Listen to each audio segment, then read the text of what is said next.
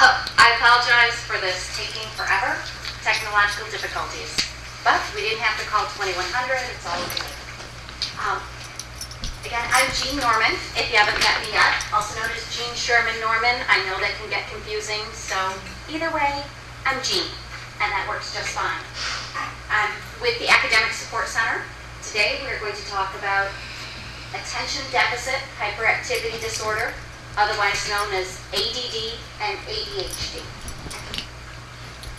Part of what we're going to talk about is what it is, kind of where it comes from, a little bit of biology, and a lot about relationships, how to study better, also how to deal with people who might have it. Let's say you have a loved one with ADD or ADHD. So it's what it is, working with it, and we even answer the question whether or not it's real, because there are people who think it's just one of those made-up things because we don't want to parent our children.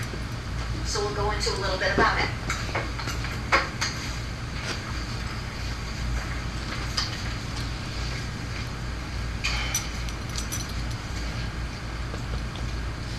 ADHD defined. Wikipedia. And we can go to Wikipedia sometimes. It's not the best place for research, but it describes ADHD as a developmental disorder. So it's a developmental disorder primarily characterized by the coexistence of attention problems and hyperactivity. In other words, you have trouble paying attention and you've got the wiggles. That's another way to put it to make it easier. So you have trouble paying attention to what's going on, and you don't want to sit there and pay attention to what's going on. It's harder for you. It's also referred to as attention deficit hyperactivity disorder. So again, the differences are ADD, attention deficit disorder, having trouble paying attention, ADHD, having trouble paying attention, but with, we're going to call it, with the wiggles. So you're tapping your feet. You want to move. You need to be paying attention to something else in order to pay attention to the big picture. In other words, you get things better when there's more going on.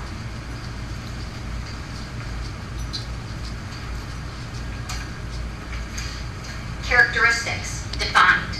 Inattention or hyperactivity and impulsivity. In other words, you've got the impulse to move. Sometimes you think before you act. I have a girlfriend diagnosed as an adult. Her mother called her a bull in a china shop. She always had bruises. She was always bumping into something. She was a bit gangly. My girlfriend is 6 foot tall. She's always been bigger and she just bumps into things. That's part of her ADHD. She's got the impulses, she wants to move forward, but isn't always able to pay attention to where she's moving. It does have an onset before the age of 7. Again, that's been debated. Currently, there has been a rash of children who have been given ADHD meds around the age of 2 or 3. That kind of begs the question when you look at it and say, really? What is ADHD? Having trouble paying attention? Being impulsive. What do 3-year-olds do? They have trouble paying attention and they're impulsive. So it might be hard to define that they have this problem. Just by virtue of, holy cow, that's what they're like. The symptoms are present at home and at school, which means it's not necessarily the environment. Again, we'll talk about the drugs that we're given a little bit. Let's say Adderall is one of them. Ritalin is another. The drugs can be helpful, but they can also make you tired. Sometimes these drugs are given to children just when they're at school and not when they're at home. We're also going to examine the environment and how changing the environment can change the reaction. It can interfere with developmentally appropriate functioning in social or academic areas. It makes sense. If you have trouble paying attention, the last thing you want to do is sit in a classroom. You want to get up, you want to move around. So sometimes what we'll do with kids with ADHD is let them get up, get a glass of water, get a tissue, just move for a minute, because it's going to change their mindset and their pattern a little bit. Again, sometimes people with ADD or ADHD are going to learn better when there is music, when there's something else going on. Me personally, I can't listen to music when everything else is happening. They need to, many times. You need to have other things going on in the background so that you can focus on the forefront.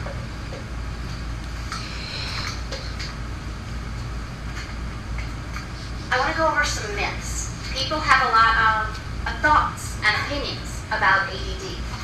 They do sometimes question the existence of the disorder. Again, that goes back to blaming the parents, saying it's always a parent's fault. They're lazy. They don't want to parent their kids. Busy teachers, they think, well, maybe someone would rather have these kids drugged up. Get them on something to make them easier to deal with. Some might feel that the kids are labeled, lumped into categories. So I guess the question is, look at how you feel. You may already have a perception, a way that you feel about ADD, ADHD. Hopefully, it'll give you, you'll come away with this with another perspective, another way to look at it. My thought process is, I'm going to go with it is real. Why? Because I've seen the changes people can make. I've also worked in a department that works with people with ADD and ADHD. Just this weekend, I had a gentleman sit next to me and say, once he was diagnosed, medicated, learned to work with it, it saved his marriage. That's a huge statement.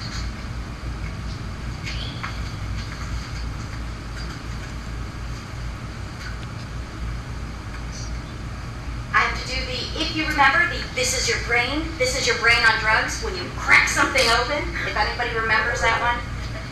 Well, this is your brain with ADHD. So once again, when people say it's made up, somebody just doesn't feel like paying attention, no, here's your control subject, here's your ADHD subject. And it'll go with the colors of high and low. There is a difference in how the brain works. But that tells you, so what? So there's a difference. What are we going to do about it? Are we going to change how we teach? Are we going to change how we react to people with it? Or if we find out that we might have these symptoms, what are we going to do about how we act?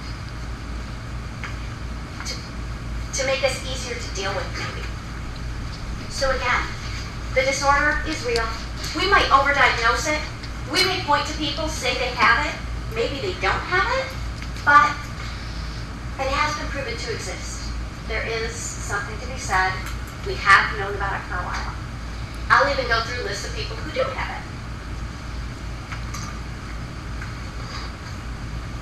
This goes back to blaming the parents. Now, don't get me wrong. I'm a parent. My daughter can blame me for plenty of stuff. She can, and she's going to continue to. I even tell her that, why save for college? We're just going to start saving for therapy. That's not a bad day.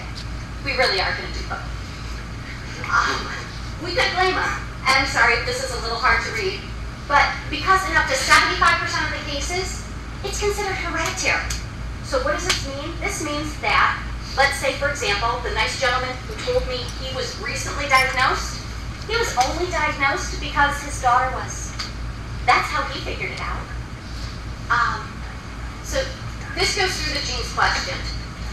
Don't worry, there's no quiz. I can't even memorize all this stuff. But we've gone through very specific genes that are partly responsible for ADD and ADHD. Again, that says that if your parents have it, there's a good shot you would have it. But since we're finding out more about it, we're more likely to diagnose kids and then go back and diagnose their parents. My sister's got it. She was diagnosed as an adult. She has dyslexia and ADHD. Didn't make her love school very much. It made it rough for her.